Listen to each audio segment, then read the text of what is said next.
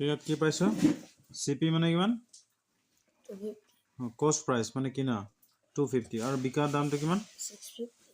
260 260 তো আমি এটা প্রফিট উলাম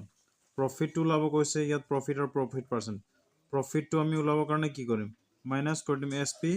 মাইনাস সিপি এসপি মানে কিমান বিকিলে কিমান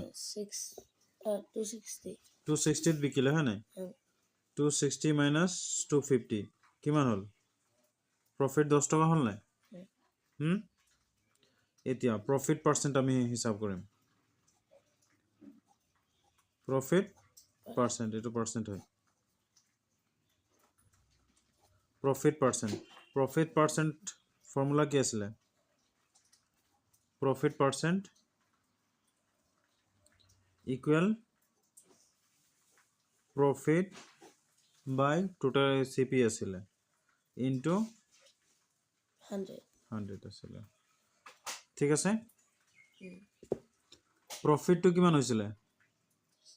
260 হাই 10 আর কস্ট প্রাইস তো কিমান আছিল কিনা দামটো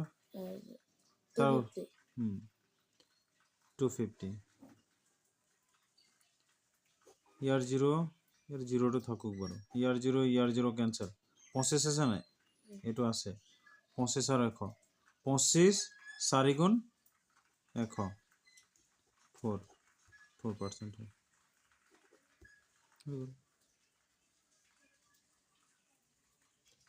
0 ক্যান্সেল 25 4 jar 100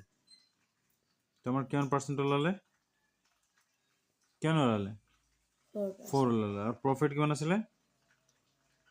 10 আছিল একদম find the profit and profit percent এটো কইছিল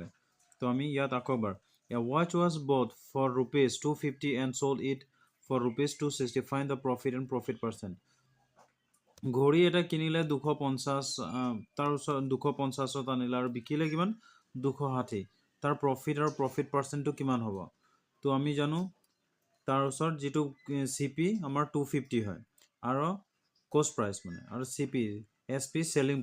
প্রাইস টু 260 হয় আর ফর্মুলাটা কি প্রফিটর যে সেলিং প্রাইস মাইনাস কস্ট প্রাইস 260 মাইনাস 250 10 ওলাইছে তো প্রফিট আমি 10 পালাম আর প্রফিট পাৰ্সেন্টৰ ফর্মুলা কি প্রফিট পার্সেন্ট ইকুয়াল প্রফিট উপর থাকে তলত আমি সিপি লিখিব লাগিব টোটাল